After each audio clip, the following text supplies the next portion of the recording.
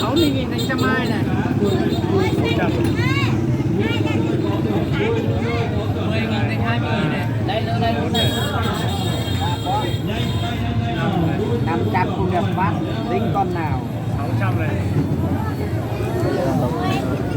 Hả? Con chơi chứ.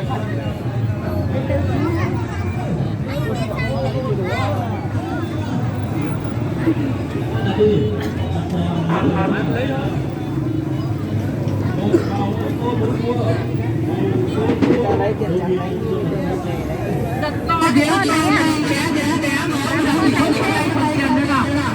Thử nha. Hai chưa? Cái này chơi thử. Chơi thử cái này. Chơi thử. Chơi thử. Em thử. Đây còn chưa kịp lạc cái đây không bắt cháu vào thử, cháu cũng chơi mà cháu.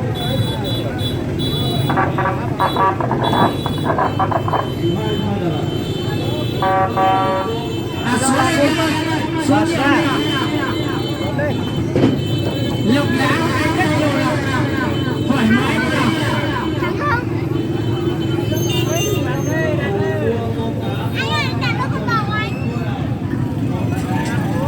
Anh sợ làm con người ta. Bò tôm cá. Tôm cá. Bò 20.000 này.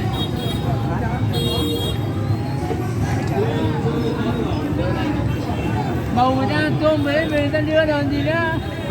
Nào lấy rồi. Con đặt đi. Đặt con khác.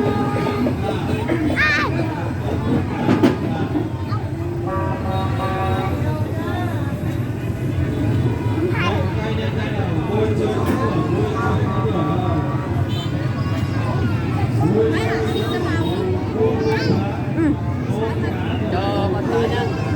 Cho con gì cho? Cho đi em. Để anh còn theo này. Để anh phải đi theo con này. Để anh Nào xong chưa nào? Xong chưa anh xóa nào? Xong chưa anh đến đây nào? Chỉ một cái duy nhất thế nào? Mạnh tay thì anh chúng lớn đúng như thế nào? Cua thôi đi đâu?